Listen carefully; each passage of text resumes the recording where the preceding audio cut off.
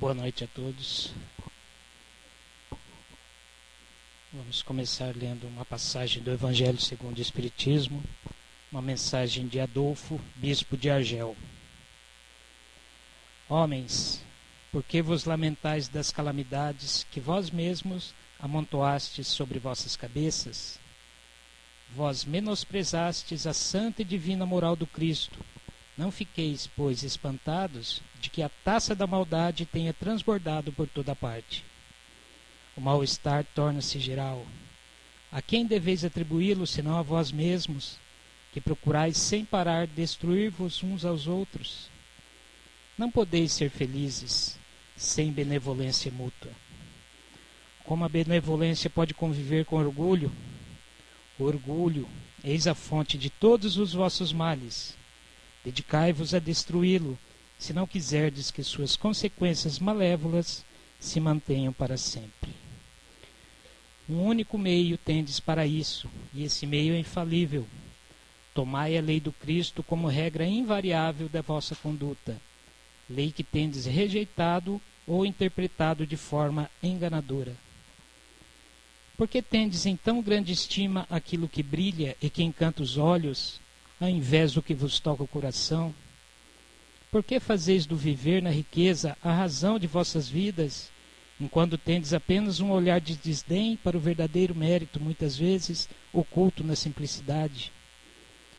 Quando um rico cheio de vícios, perdido de corpo e de alma, se apresenta em qualquer lugar, todas as portas lhe são abertas, todas as atenções se voltam para ele, enquanto é muito pouco digno oferecer-se um gesto de proteção ao homem de bem que vive de seu trabalho. Quando a consideração que se dá às pessoas é medida pelo peso de ouro que possuem ou pelo nome que trazem, que interesse pode ter para se corrigir os seus defeitos? Não esqueçais que um tal estado de coisas é sempre um sinal de decadência moral. Quando o orgulho alcança o seu limite, é indício de queda próxima, pois Deus sempre pune os arrogantes. Se, por vezes, deixa-o subir, é para lhes dar tempo de refletir e de se corrigirem sobre os golpes que de tempos em tempos lhes fere o orgulho para os advertir. Mas, ao invés de se humilharem, eles se revoltam. Então, chegando a um certo limite, Deus os derruba completamente e a queda é tanto mais terrível quanto mais alto tiverem se elevado. Boa noite a todos. Que a paz de Jesus esteja em nossos corações. No livro Boa Nova, Psicografia de Chico Xavier, o espírito Humberto de Campos nos conta uma história, uma passagem de quando o Messias foi, naquele ato de extrema humildade, ele foi lavar os pés dos discípulos.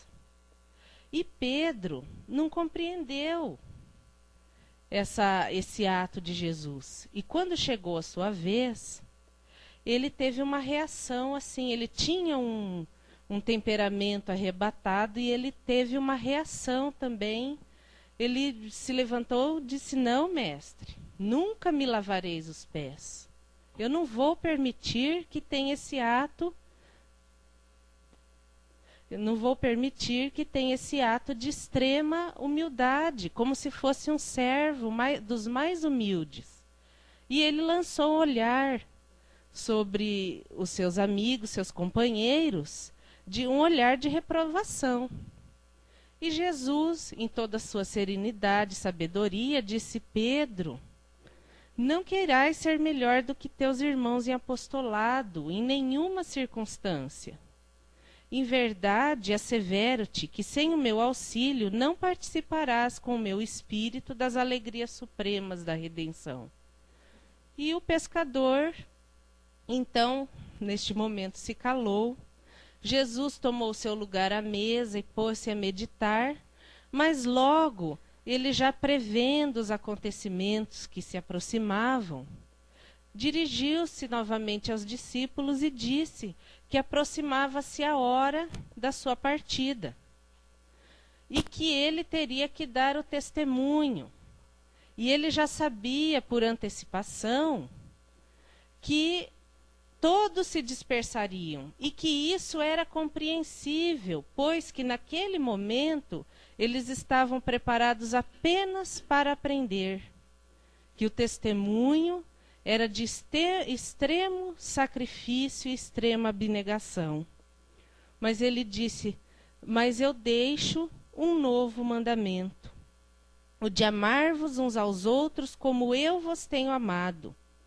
Que sejais conhecidos como meus discípulos, não pela superioridade do mundo, pela demonstração de poderes espirituais ou pelas vestes que envergueis na vida, mas pela revelação do amor, pela humildade que deverá ornar as vossas almas, pela boa disposição no sacrifício próprio.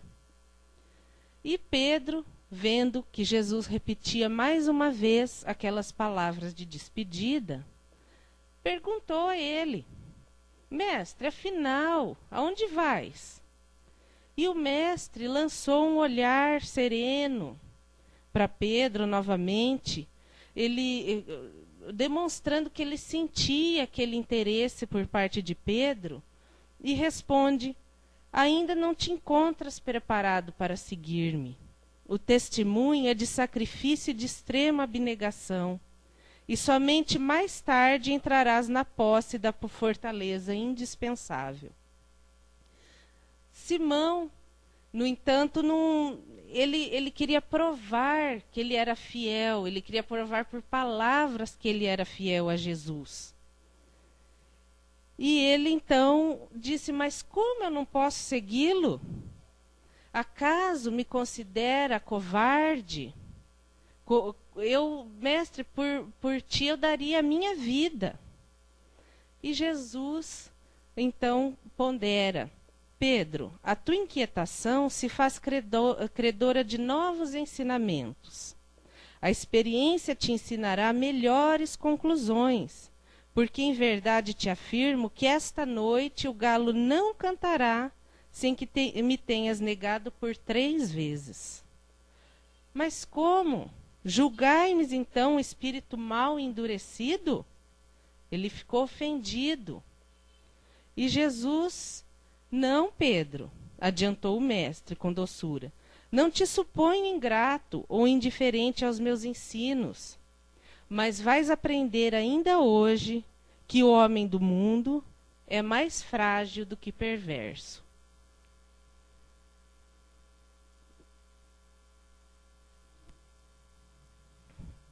E Pedro não acreditou muito nas palavras do mestre.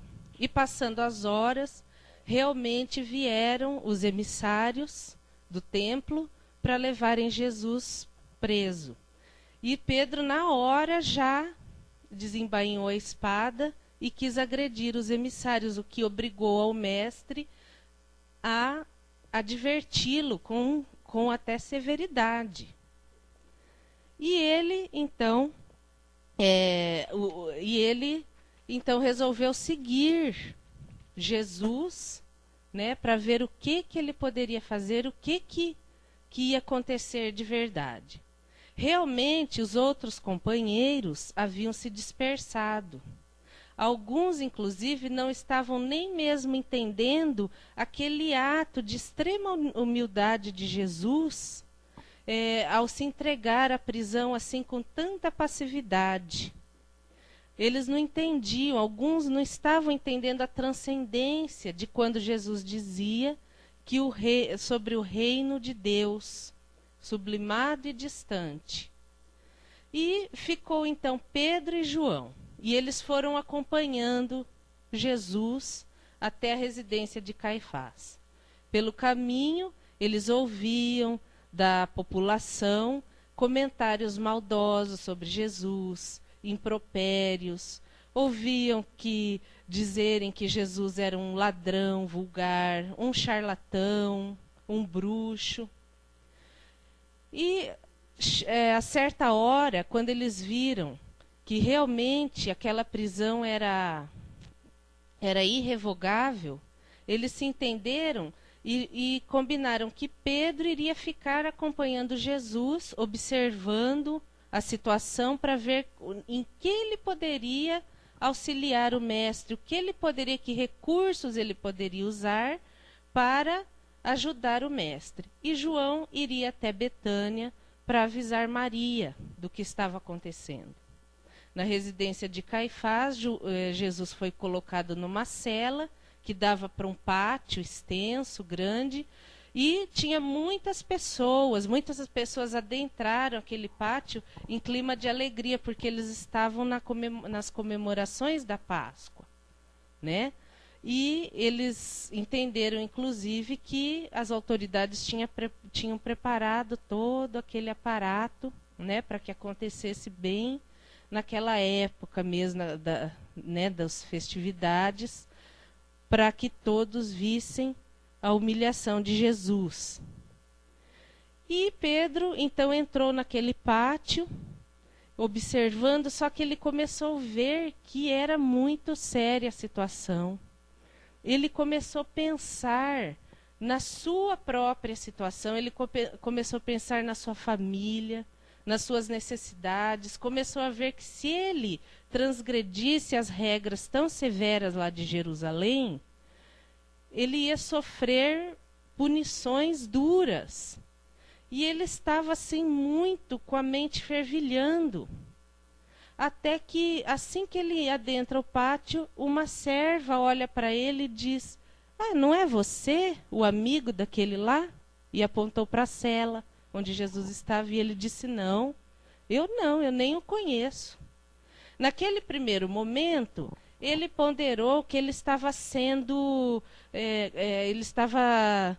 cuidadoso, porque ele estava observando a situação para ver como é que ele poderia ajudar o mestre. Mas ele ficou já com o coração apertado. Mais tarde, a noite foi caindo, estava frio, tinha pessoas assim perto de braseiros para se esquentar, e ele foi se juntar a um grupo desses. Quando ele chegou ao grupo, um deles perguntou: "E aí, vieste salvar o teu mestre?" "Mas que mestre? Eu não conheço. Como poderia? Não é meu mestre." Daí as pessoas do grupo se sentiram até mais à vontade, começaram a comentar sobre a situação do prisioneiro, sempre com negatividade em relação a Jesus. E Pedro, neste momento, já estava muito constrangido. A sua mente fervilhava. A madrugada estava se aproximando e ele continuava lá. Quando, alta madrugada já, uns servos da casa vieram trazer vinho. E um deles disse para o companheiro: "Olha, aquele lá é o discípulo daquele homem que nos atacou com espada perto das árvores do horto." E Pedro já se levantou e disse: "Não, como poderia? Não, eu nunca fiz isso." Neste momento, o galo cantou. E Pedro, então, ficou assim, apavorado. Ele não sabia o que ele fazia. A sua mente fervilhava e ele saiu de lá, daquele pátio, e foi pelas ruas, se escondeu numa viela e começou a chorar. Ele não se conformava com o que ele tinha feito. Ele estava com um remorso muito grande. Ele, que sempre fora homem ríspido e resoluto, que condenara invariavelmente os transviados da verdade e do bem, que nunca conseguira perdoar as mulheres mais infelizes, ali se encontrava abatido como uma criança, em face de sua própria falta. Começava a entender a razão de certas experiências dolorosas de seus irmãos em humanidade. Em seu espírito, como que desabrochava uma fonte de novas considerações pelos infortunados da vida. Desejava ansiosamente ajoelhar-se ante o Messias e suplicar-lhe perdão para a sua queda dolorosa. No meio desse turbilhão, Pedro chorava e realmente a imagem de Jesus apareceu à sua frente. e ele se ajoelhou e pediu perdão. Mas logo a imagem se desfez. E foi aí, neste momento, que o antigo pescador refletiu mais austeramente, lembrando das advertências amigas de Jesus, quando lhe dizia: Pedro, o homem do mundo é mais frágil do que perverso. Jesus deixou o novo ensinamento, que é o de amar-vos uns aos outros como eu vos tenho amado. Que sejais conhecidos como meus discípulos, não pela superioridade do mundo, pela demonstração de poderes espirituais ou pelas vestes que envergueis na vida, mas pela revelação do amor com que vos amo, pela humildade que deverá ornar as vossas almas, pela boa disposição no sacrifício próprio. Esses ensinamentos ele deu para os discípulos naquele momento, mas esse novo ensinamento é para nós. São lições tão simples, porque o amor, ele é a base de toda a nossa vida. O amor é o sentido das nossas existências. A razão pelas nossas encarnações, pelas situações por que passamos na vida, é nós encontrarmos o caminho do amor. O amor que é a lei maior, é a lei que rege o universo, é a lei de Deus, nosso Pai. Tudo que nos acontece tem o objetivo de nos integrar a esta lei do amor. E hoje, ainda hoje, para nós esses ensinamentos tão simples ainda são desafios. O amor, em toda a acepção da palavra, o amor paciência, o amor tolerância, o amor que se cala quando vê algo negativo, o amor perdão, enfim, o amor, em toda a sua acepção, é um desafio ainda para nós. Nós estamos na fase ainda de aprendizado, nós estamos a caminho de chegarmos a amar de verdade. Nós vivemos, essas são as nossas fragilidades da vida. Nós vivemos hoje em dia num mundo de inversão de valores. Não é hoje em dia, sempre nós vivemos aqui no estágio evolutivo em que estamos, sempre estivemos num estado de inversão de valores. Eu tinha aqui uma figura, não consegui pôr, era uma charge que dizia assim que o pai estava ensinando o filho como que é a cultura de hoje, né? Que as pernas ele foi mostrar as pernas é um carro, o cérebro é o computador, o contato humano é um telefone celular, os valores, a ética estão jogados no lixo. A cultura é a novela, as banalidades. E não é isso que nós estamos vivendo? Será que nós estamos ensinando isso aos nossos filhos? Porque hoje em dia, desde a época de todos os tempos, como diz no Evangelho, nós desprezamos, às vezes, o trabalhador honesto e humilde, deixamos de lado e damos preferência a uma pessoa rica, sem mesmo saber de onde que veio a sua riqueza. Nós estamos, cada dia mais, na cultura, o que nos é passado diariamente, na televisão, nos jornais, em toda a mídia, o que é passado diariamente é o ter, não é o ser. Nós estamos num momento em que, se nós não conseguimos, nós trabalhamos honestamente, se nós não conseguimos comprar um carro, a gente se acha incapaz. Nós não nos achamos esforçados o suficiente.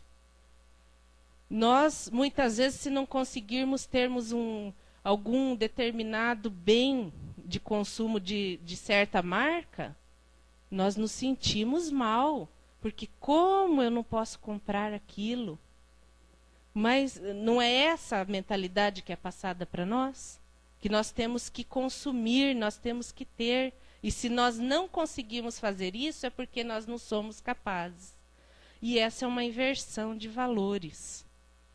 Porque nós somos espíritos eternos.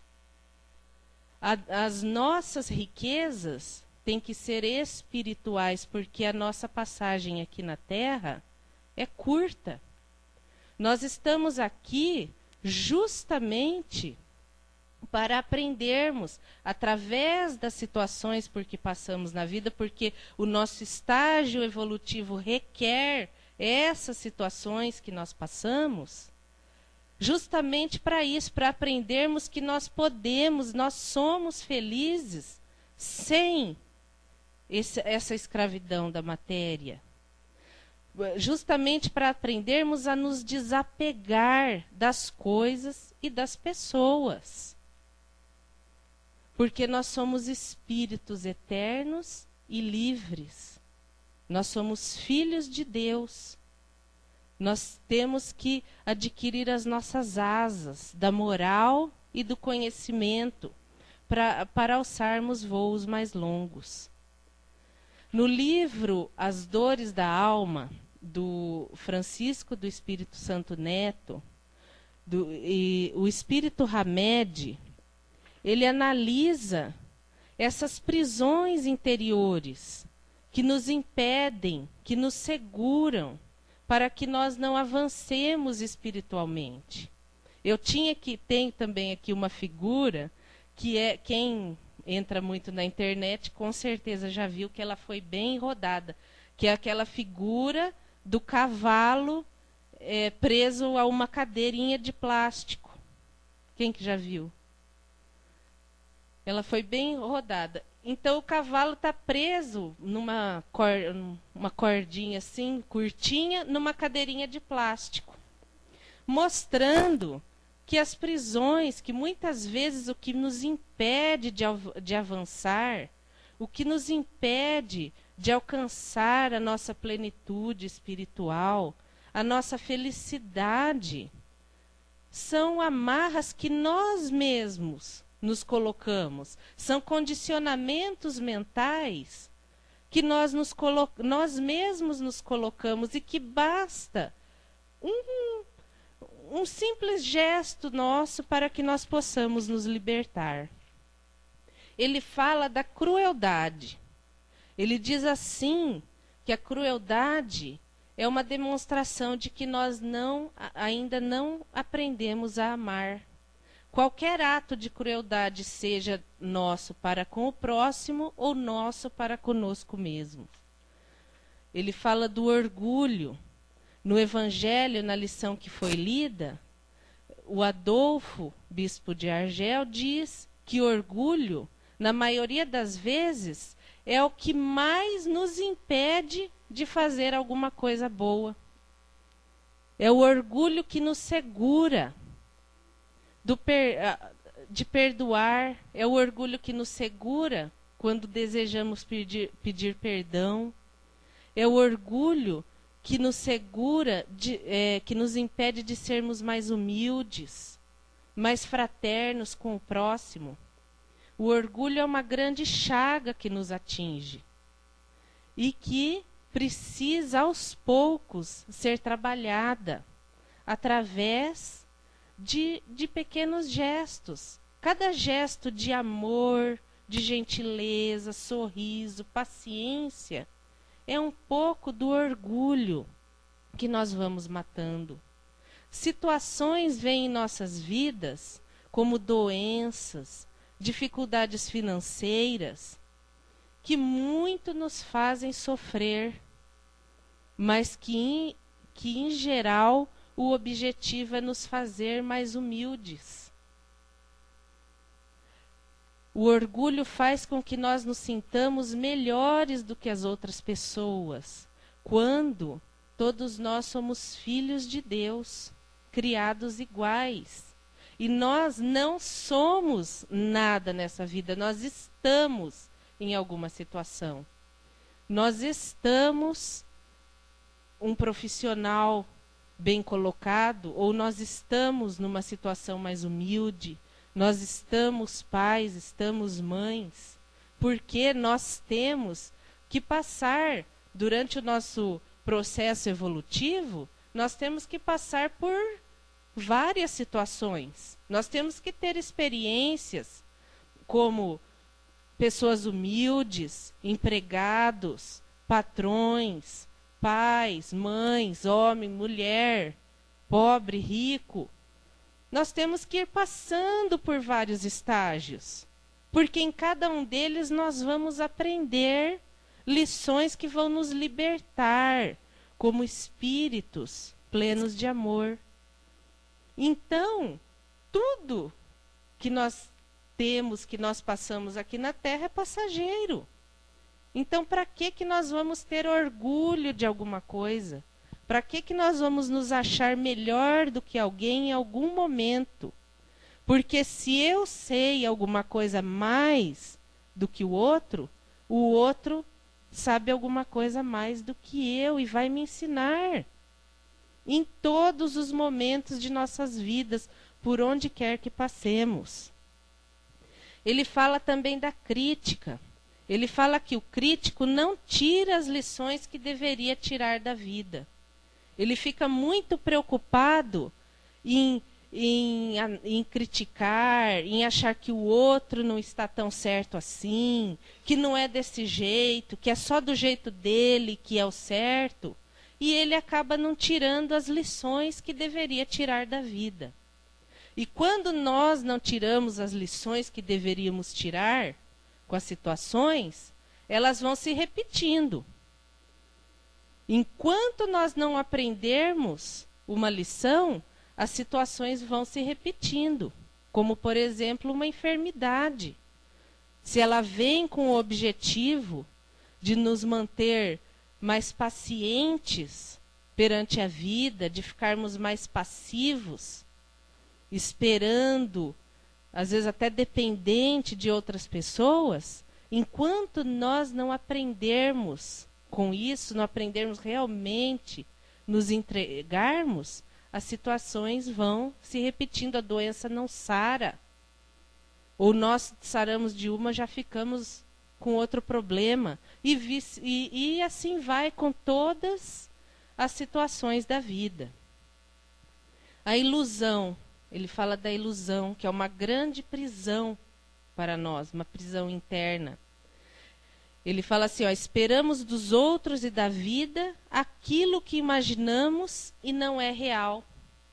Quantas vezes nós nos decepcionamos, nós nos magoamos com pessoas, com situações. Porque a pessoa, por exemplo, nós conhecemos alguém ou convivemos com alguém, a pessoa não nos prometeu nada, ela é o que ela é. Cada um é aquilo que sabe ser, aquilo que pode ser. E nós imaginamos que a pessoa é diferente e que vai fazer isso, que vai fazer aquilo, e isso não acontece. Ou nós esperamos, nós achamos que a vida, nós não aceitamos a vida como ela é. Nós achamos que a vida tem que ser do jeito que nós queremos que ela seja. E daí nós nos decepcionamos e nos deprimimos, daí não queremos mais ter amizade, ter contato com aquela pessoa que nos decepcionou. E nós ficamos deprimidos com a situação da vida, aquilo que nós queríamos que acontecesse não aconteceu. E às vezes nós ficamos perdendo tempo precioso da vida, anos até, nessa ilusão. Sendo que a vida, ela nos traz aquilo que vai engrandecer o nosso espírito. Muitas vezes ela não nos agrada, não agrada a nossa personalidade, nosso eu, o eu encarnado, mas ela vai nos trazer engrandecimento espiritual, que é o que realmente importa, é o que realmente faz o sentido das nossas vidas. Ele fala também do medo, ele fala, a falta de fé em Deus e em nós mesmos causa perda da capacidade de agir e pensar espontaneamente. O medo também pode nos prender a vida toda.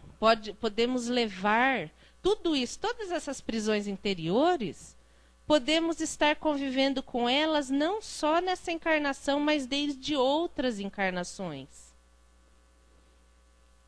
Porque, como ele também diz aqui, ó, do apego, que nós temos a tendência de nos apegar. Nós nos apegamos às coisas, nós nos apegamos às pessoas, e nós nos apegamos até mesmo ao sofrimento. Às vezes a gente não quer largar o sofrimento, nós nos comprazemos naquela situação de reclamação, de sofrimento, e não desapegamos. E o medo também. Nós nos esquecemos que somos filhos do Altíssimo. Que Deus é o nosso Pai de amor e bondade. Que Deus é todo perfeição. É todo amor. E nós temos medo, nós esquecemos de nos entregar a Deus. Nos entregar ao nosso Pai. É isso que nós deveremos fazer, é isso que nós temos que aprender a fazer. Porque nós temos a nossa parte a contribuir com a nossa encarnação aqui na Terra. Tanto com o planeta como com a nossa própria construção espiritual. Nós estamos nos construindo espiritualmente. Mas acima de tudo está Deus. E Ele está em todos os momentos conosco. Nós temos os espíritos protetores, os anjos guardiões, os nossos amigos espirituais. E nós temos que aprender a confiar mais. Se nós temos o desejo, a necessidade de avançarmos em algum momento de nossas encarnações, não podemos nos deixar dominar pelo medo. Devemos sim pedir muita ajuda a Deus e aprendermos a confiar, porque Ele está sempre conosco. A preocupação. Ele diz assim, ó, os preocupados querem controlar com seus pensamentos e com sua imaginação os fatos do amanhã. E para que nós vamos nos preocupar? É claro que nós nos preocupamos, né? Porque nós somos humanos, nós somos homens no mundo, frágeis, mais frágeis do que perversos. E nós nos preocupamos. Mas a mão protetora de Deus está sempre sobre nós. As situações vão se encaixar de acordo com as nossas necessidades espirituais. O que tiver que vir para nós, vem. Nós temos apenas que fazer a nossa parte, aquilo que é possível para nós, intervir nos acontecimentos. O que não nos é mais possível, é sinal que nós temos que entregar ao Pai. Porque a vida vai se encarregar de resolver os nossos problemas. Jesus disse, não vos preocupeis. Buscai primeiro o reino de Deus e a sua justiça, e o demais lhe será dado por acréscimo. Então, o nosso caminho, o caminho certo, o caminho leve, o caminho suave, é o caminho do amor, é o caminho de Jesus. Eu sempre digo para os meus filhos, que eu falo assim, se eu desencarnar agora, a herança que eu tenho para deixar é o Evangelho de Jesus. Vocês sempre vão lembrem-se do seguinte, sempre em todas as situações, vocês procurem agir no bem, fazer o melhor que vocês possam, sempre pensando no bem, sempre seguindo os ensinamentos de Jesus, que aí tudo na vida se resolve. Não vamos dizer que a vida vai ser sem tropeços, sem problemas. Por quê? Não vai ser, porque nós estamos encarnados no planeta Terra. A nossa condição espiritual requer passarmos por situações referentes ao planeta de provas e expiações. Por quê? Porque nós nos ligamos a acontecimentos negativos lá atrás. Toda vez que nós agimos de uma maneira que nos afasta da lei do amor, essa nossa ação vai gerar um compromisso da nossa parte em relação àquela situação, em relação à pessoa atingida. Se a pessoa nos perdoa, ela segue o caminho dela, sossegada, feliz. Mas nós vamos ficar com compromisso com aquela situação. Então, tanto nessa vida mesmo, e se nós não aprendermos como na próxima, vão se repetindo situações para nós aprendermos a agir de maneira diferente. Então, se hoje eu sou descortês com uma pessoa, se a pessoa me perdoa, ela segue o caminho dela, mas eu vou ficar de tempos em tempos passando por situações semelhantes até eu enxergar que eu tenho que agir diferente naquela situação e ser cortês e ajudar. E se a pessoa não perdoa? Aí há a ligação tanto com a situação como com a pessoa.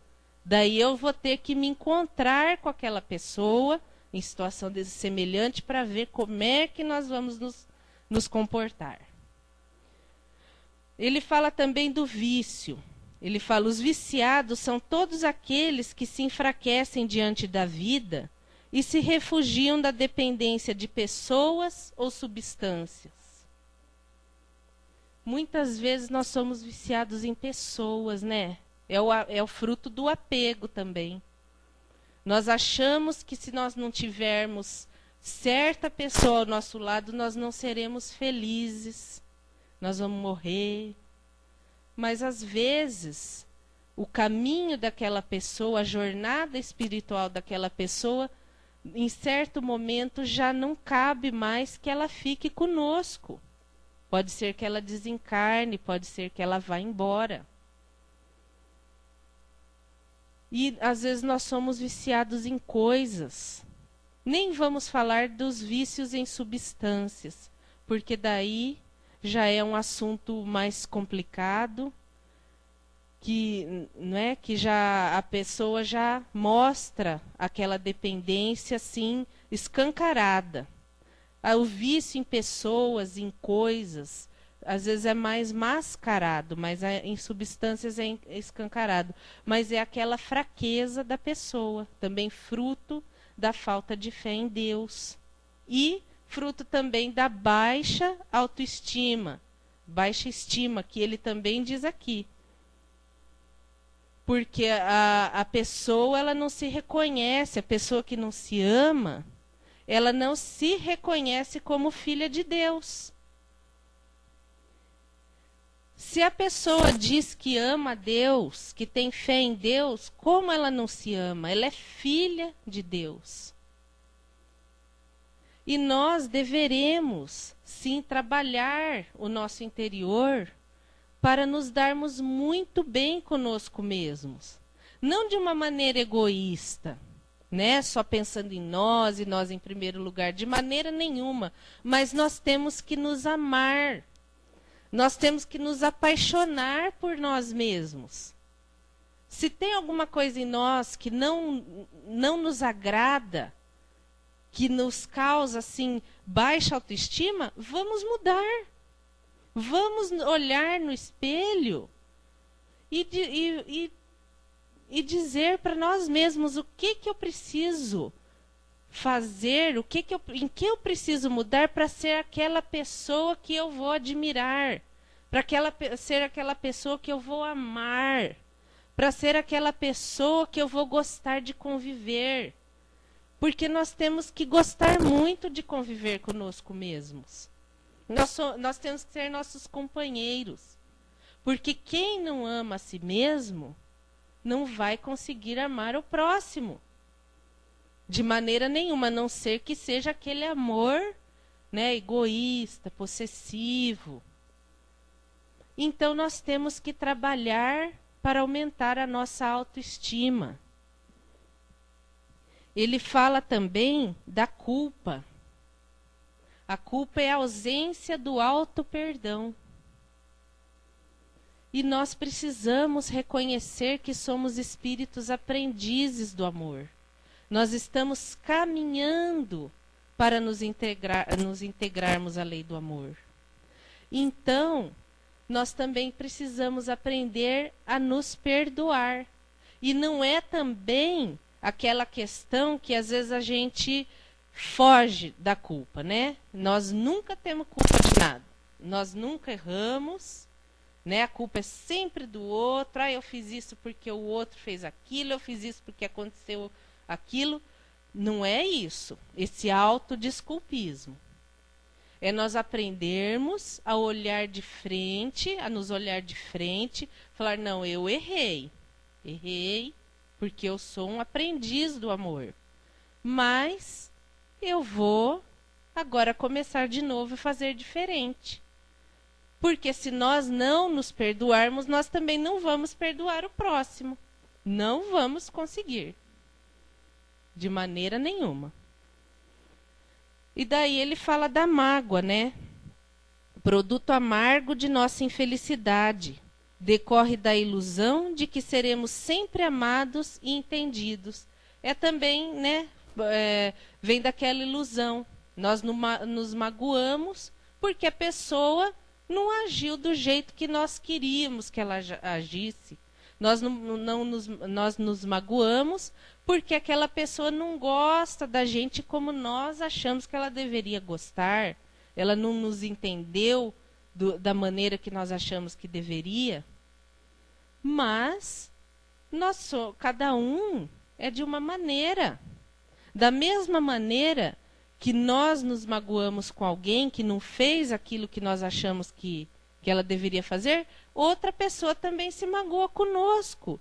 E muitas vezes nós nem percebemos, porque ela espera algo de nós que nós não podemos dar. Então a mágoa também é uma grande prisão. Nós perdemos muita energia preciosa da vida em que nós poderíamos estar fazendo coisas boas para nós mesmos e para o próximo, às vezes com o coração apertado, com aquela angústia da mágoa. Nós precisamos aprender a nos libertar. Ele fala do egoísmo. Olha o que ele diz, ó. A cegueira, o egoísmo é uma cegueira em que enxergamos apenas a nós próprios. E nós precisamos entender que nós somos seres sociais. Nós vivemos em coletividade, nós precisamos ver a vida em coletividade. Não podemos ficar pensando só em nós, resolvendo só os nossos problemas, querendo satisfazer só as nossas necessidades, porque nós somos interligados um ao outro. Por exemplo, se eu penso só em mim, eu cuido bem dos meus filhos, eu ponho ele nos melhores colégios, eu dou as melhores roupas, eu dou brinquedo. Só que eu não posso deixar o meu filho sair sozinho na rua, porque ele pode ser assaltado. Por quê? Não é também função minha cuidar do meu filho e ver o que nós podemos fazer em relação ao filho do outro, que tem menos recurso do que eu, que sabe menos do que eu? Nós somos seres coletivos. Nós não podemos ser cegos em relação ao próximo. Nós temos que começar a conviver, porque se eu posso ir bem, mas se o outro não vai bem, eu também não vou, porque lá na frente eu vou me encontrar com algum obstáculo proveniente da dificuldade do meu próximo. Nós somos seres coletivos. Daí ele fala da rigidez que ele fala que a rigidez são os preconceitos, né?